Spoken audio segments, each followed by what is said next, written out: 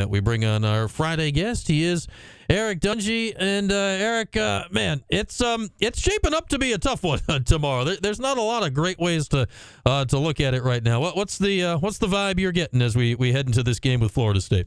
Yeah, it's definitely going to be the tough one. I think, after 2-3 weeks of this season and preseason, you kind of circled Florida State as, okay, they're back, and it's going to be a tough game, especially down in Tallahassee. So they got a lot of speed defensively. Jordan Travis is very dynamic there. He's got a solid arm, not as accurate as Drake May, as who we just saw, but can move a lot better than Drake May, which was it's probably not the best thing because Drake May was able to use his feet pretty productively last week.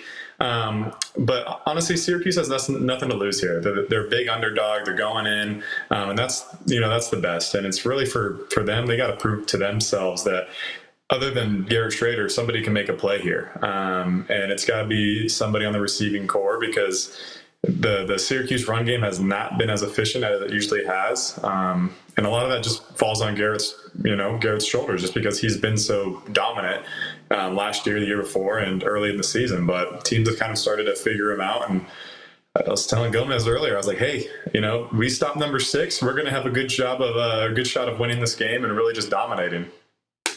Yeah. Like if you can slow down the quarterback, you got a chance at it. And obviously the same goes the other way for Florida State with Syracuse. What is the mindset of teams in this game, Eric? Where we know it, like the last 2 weeks have not gone well. There's no other way to put it in the Clemson and the Carolina games. It's not gone well for Syracuse. And this test, in theory, is tougher than either of those tests. And then what's coming after. Like you have a stretch after you feel is doable. How do you mentally get into it for this week when you know all the surrounding things that are going on this season? It was like last year when they started 6-0. You got to take it week by week. Every single game, you're just trying to go 1-0. That's the ultimate goal.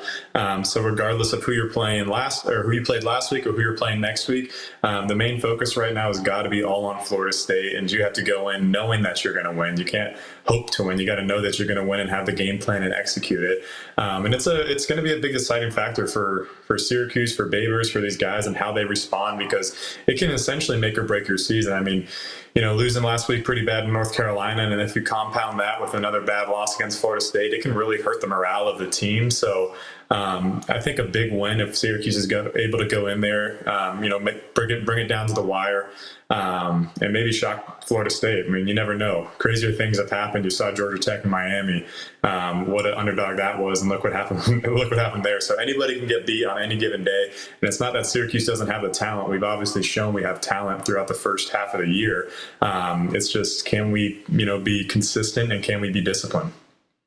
I'd like to think Miami's biggest rival will have learned to take a knee if it comes down to that in this game, but who the heck knows in football these days with stuff like that. Yeah, what do you make of FSU? Like, they're obviously really good. Like, that's the no-duh statement of the week, that they're really good. But you look at their BC game and you look at their Virginia Tech game last week, and, like, they messed around for a while. Like, BC, they almost messed around and found out. And then Virginia Tech, they kind of stepped on it midway through the third quarter and pulled away. What do you make of this team, not always showing the complete dominance you might think for a team that's in the position they are? Yeah, I feel like some of these great teams that are, in the past, they haven't been doing as well, but then they get all this talent. Sometimes they'll play to the level of their competition. So the DCs, the Virginia Techs, they'll make some mistakes here and there. But, once they play against the bigger teams, I mean, they really start to turn it on just because they have all those athletes. But sometimes you can get lackadaisical. So that's why Syracuse really has to come out swinging, punch them in the mouth first, and try to get up to a lead, and then maintain and really make Jordan Travis put some pressure on him, because I feel like for the most part he's been able to just do his thing and really not have too much stress on him this year to make those big plays down the stretch and be clutch. Obviously you never know. He could be the big time pressure man, but it's gonna be a tough game. I mean, let's just call it how it is. But FSU's defense isn't. It's not like they're locked down. I mean, they've given up a bunch of yards here and there. So I know Babers is going back, watching the film, seeing what worked for the previous teams, and trying to exploit that defense any way they can. Yeah, they're strong, they're big, they're physical and athletic, but sometimes you can take advantage of that. And if you got a really, a guy in the backfield who's really trying to make these big plays or go after these interceptions, maybe you can do some double moves on him and hit a big play over the top. It's just you're trying to find these weaknesses, and every team has them. No matter who you are. So it's really just trying to exploit them the best you can, and then just be disciplined. Yeah, I say specifically, you look at the BC and the Virginia Tech game. What nearly got Florida State was quarterbacks running the football against the defense, which in theory, I guess, plays into Garrett Shader's strengths here, and also makes you extremely nervous doing that against this Florida State defense. How do you balance those two ideas going into this game? We're going to need Shader's feet this game. If we want any shot of winning, we're going to need his feet, because as you were saying with Boston College, I mean, their quarterback, he's got a strong arm. He's not the most accurate. He's kind of a little gunslinger there, but he can move. I mean, that kid is quick. Schrader is very fast. He's also got a little burst to him, but if we can get Schrader in open space, I think we'll be good. It's just he's got to be ready to take a few hits here and there, or he's got to protect his body and get down early, preaching to the choir. But it's Florida State's going to bring it, and especially when they see a quarterback out of the pocket, they're going to try to make sure that they know, all right, you better stay in the pocket, buddy, because this is a different world out here. But Schrader's a big guy; he can take it, but he's got to be ready for a fight. All right, you've led me into it, Eric. It's one of the craziest things I've ever seen is what you did down there in 2017, where you got injured that knocked you out for the season and somehow came back and almost won the game down there at Florida State. Take me through that day. What was that whole game like for you? Oh man, I still remember. We had it was like a running back, or I had the ball. I ran up the middle. Somebody fell on me. My foot was bent. Basically, a 300-pounder fell on it, broke my foot.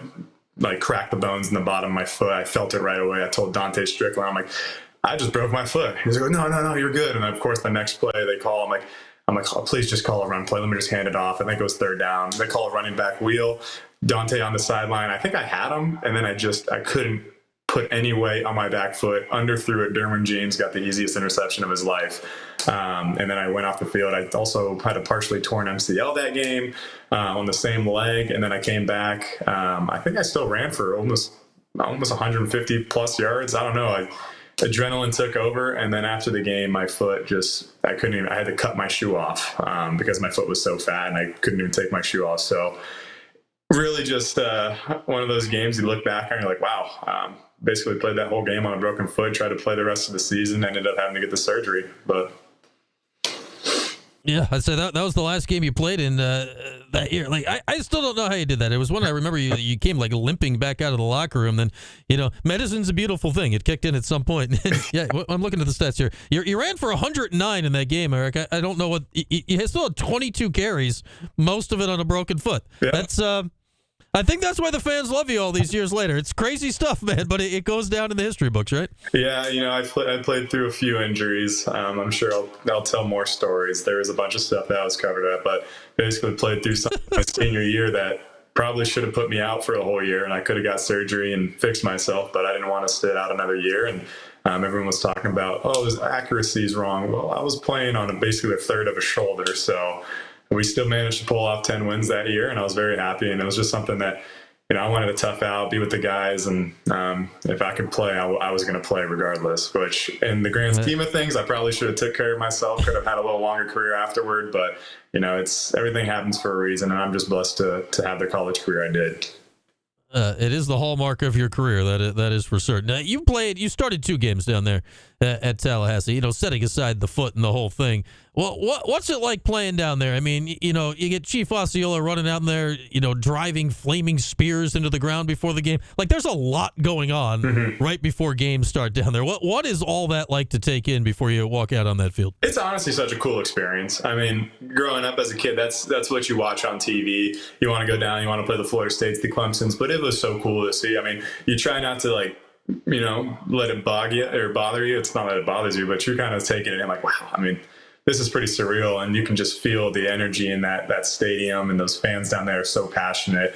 It's big time college football, and you just kind of think like, all right, this is, I was playing in front of, 5,000 or 6,000 people last year in high school, and now I'm playing against, 60, 70 plus, and it's it's a surreal moment and it's cool to take in looking back on. But when you're out there, you're just like, oh my God, I got this big old horse guy throwing a spear in the ground. Like, what is going on here? There's a man on a horse. His spear's on fire. There's a lot of things happening right now. I mean, it's really cool.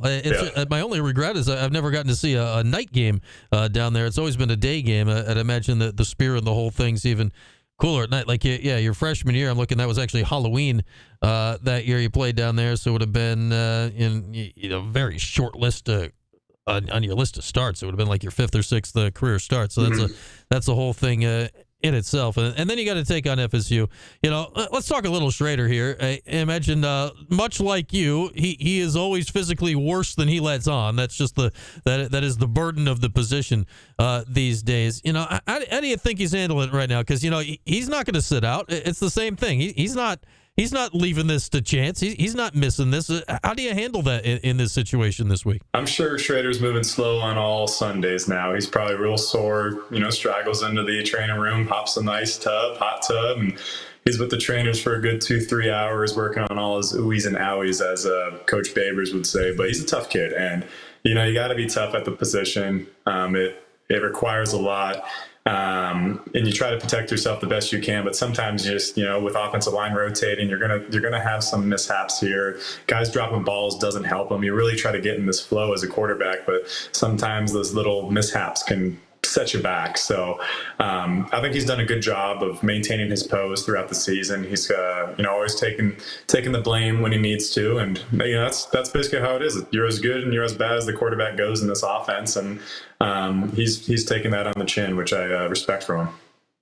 Let's talk a little defense here for the Orange before we let you go. And nothing went right last week, offense, defense, or whatever. What's the biggest challenge here? You got Travis, who's playing under control, but he's a multi-threat guy, and he can beat you in various ways. You got two just gigantic wide receivers. You're going Coleman at 6'4" and Johnny Wilson 6'7" out there, and both of them can make big plays on you. Then Trey Benson ripped you up as a running back last year. If you're Syracuse, what's the biggest worry on that side tomorrow?